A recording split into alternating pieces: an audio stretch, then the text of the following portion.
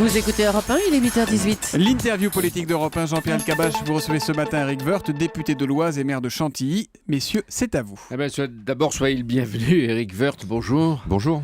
Pour l'affaire de Compiègne, vous obtenez donc un non-lieu. Il n'y aura pas de procès Éric Woerth. Et dans cette ordonnance de non-lieu, est-ce qu'il n'y a pas eu un peu d'indulgence ? Il n'y a eu aucune indulgence. Il y a eu 4 ans d'instruction extrêmement détaillées par des magistrats, par des juges d'instruction. 3 juges d'instruction, ils ont absolument tout regardé, comme c'est leur métier. Ils ont fait leur métier. Des magistrats. Il n'y avait pas d'élus, de députés, de sénateurs, de copains. Non, bien sûr que non. Je sais bien que cette rumeur court. Non, la Cour de justice, c'est d'abord des magistrats. Et c'est des magistrats, en général, à la Cour de cassation, comme le parquet et le parquet de la Cour de cassation. Vous avez peut-être entendu le juge Alphen avec Thomas Soto tout à l'heure. Il prétendait que la justice avait été bienveillante, ou qu'elle est en général bienveillante avec les politiques. Oui, enfin, quand on obtient des décisions de non-lieu, tout d'un coup, c'est parce qu'on est bienveillant. Enfin, c'est assez curieux. Non, elle n'est pas bienveillante du tout. Elle fait son métier, enfin, je l'espère en tout cas, tout à fait correctement. En l'occurrence, elle l'a fait correctement, puisque je n'ai rien à me reprocher. Il est de bonne justice de considérer qu'il n'y a pas de charge à mon encontre dans ce dossier. J'ai fait normalement mon métier de ministre. C'est ce qu'a retenu la Cour de justice de la République. Oui, c'est donc la preuve que la justice est indépendante, alors ? Oui, la justice est largement indépendante, pas nécessairement indépendante d'elle-même. C'est souvent la question qui est posée. Il y a la justice et puis il y a des juges. Mais elle n'est pas entre les mains de la politique. Non, bien sûr que non. Elle n'est pas entre les mains de la politique. Il peut y avoir des volontés d'instrumentalisation parce qu'on porte plainte, parce qu'on donne en pâture. Mais la justice, elle fait son travail. Elle prend du temps, beaucoup de temps. C'est 4 ans d'enfer. 4 ans et demi, justement, 4 ans et demi d'instruction, c'était long.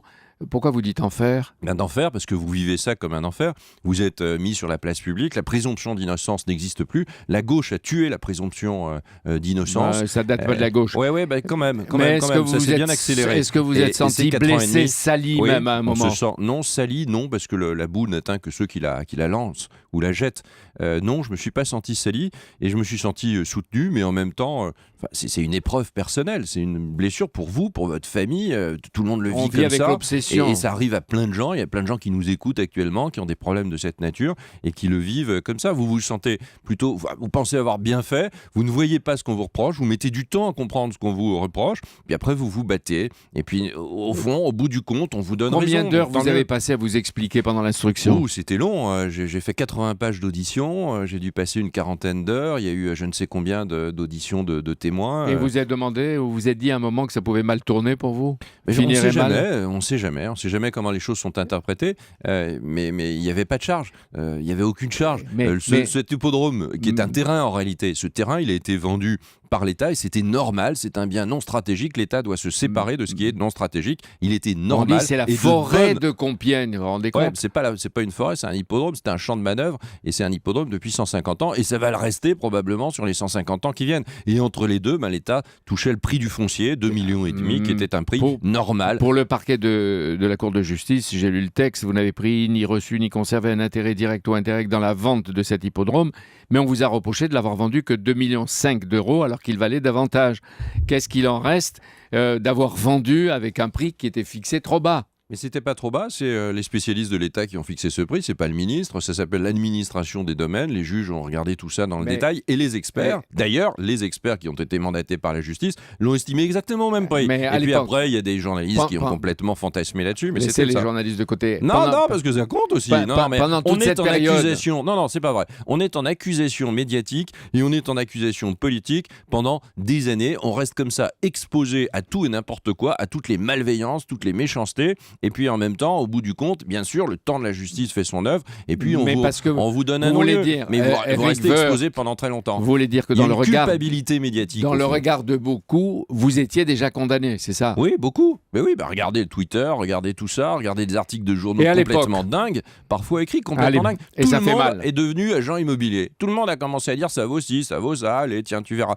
Non, ça vaut le prix que l'administration des domaines fixe. À l'époque, c'est Madame Corinne Lepage qui avait demandé les poursuites judiciaires contre vous. dans cette dénonciation. Apparemment, elle s'est trompée, la justice vient de le dire. Est-ce que vous attendez qu'elle reconnaisse ses excuses? Je trouve que, d'abord, Enfin, j'ai peu de ses erreurs. respect pour des personnes de cette nature, c'est vrai. Je suis pris entre le dégoût et l'indifférence, pour tout vous dire. Mais en même temps, oui, je serais à une forme de terrible...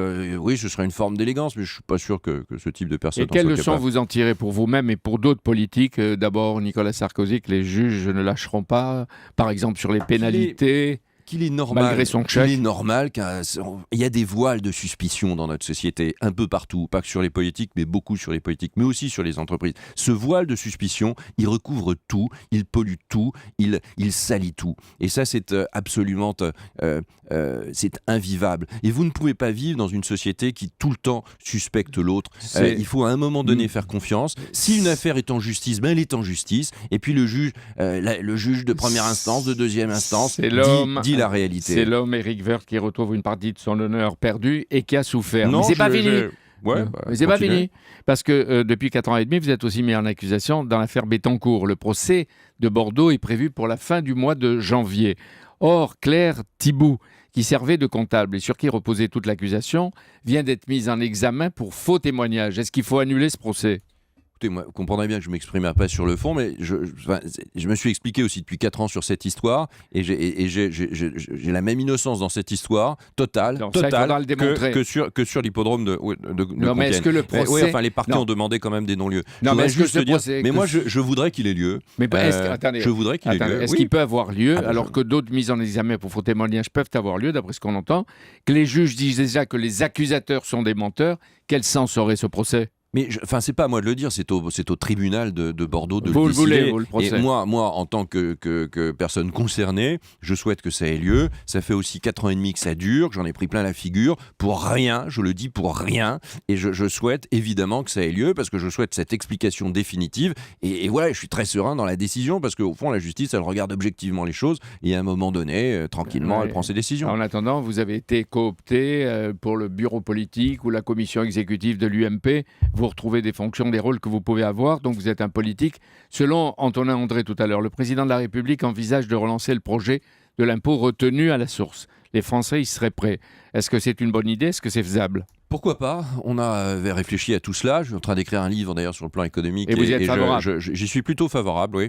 Ça pose plein de problèmes et on n'a pas le temps de les détailler. Mais j'y suis favorable pour une raison assez simple, c'est qu'il y a beaucoup de fluctuations dans les revenus des Français aujourd'hui, la crise, etc. Tout ça est compliqué et c'est parfois très difficile de payer sur les revenus de l'année d'avant. Mais parce que parfois on est très surpris et les Français sont mis dans des difficultés énormes pour payer leur impôt. Est-ce que ça peut être réalisé avant la fin du quinquennat? Non, ça me semble tout à fait impossible pour des raisons techniques, puis pour des raisons aussi qu'à un moment donné, il y a une année qui n'est pas fiscalisée d'ailleurs, puisque vous payez sur les revenus de l'année d'avant, donc il y a une année qui n'est pas fiscalisée. Oui. Dernière question, pourquoi il y a toujours ces divisions, ces rivalités à la tête de l'UMP, alors que Nicolas Sarkozy est le numéro 1 maintenant? Et d'abord, est-ce qu'il y a un numéro 2, etc. Est-ce qu'il y a des lignes? On entend NKM, on entend Wauquiez. Jusqu'à quand vous allez finir? Non, la ligne, c'est vous allez vous battre comme ça, au lieu d'aller sur le fond. La ligne, c'est la ligne du président de l'UMP, de Nicolas Sarkozy, à partir du moment où il a consulté absolument tout le monde. Donc c'est la ligne d'Alain Juppé, de François Fillon, de Bruno Le Maire, de Nicolas Sarkozy. C'est une ligne qui doit être définie collectivement. Bien sûr, il doit y avoir une seule ligne dont on doit discuter. Il n'y a pas pour moi, dans mon sens, de numéro 2, de numéro 3. Il y a Nicolas Sarkozy qui a été élu, puis après, il y a tous ceux qui doivent travailler. La vérité, c'est qu'il faut travailler. Et moi, j'estime que tous ces grands responsables, dont j'espère être, doivent d'abord consacrer du temps au collectif, à l'UMP, à nos valeurs, à nos idées, et puis un peu de temps à leur propre ego, et comme ça les choses iront beaucoup mieux. Mais l'UMP va beaucoup mieux qu'il y a quelques mois. La loi Macron, vous la voteriez? Non, je ne la voterai pas parce que c'est une... Non, je la voterai pas parce que c'est une loi, au fond, qui n'est ni sur la croissance, ni sur l'activité, et donc il y a tromperie sur la marchandise. Merci beaucoup Éric Woerth d'être venu en direct sur Europe 1 ce matin. Jean-Pierre vous retrouve dimanche matin à 10h pour le grand rendez-vous iTélé Le Monde Europe 1. À dimanche.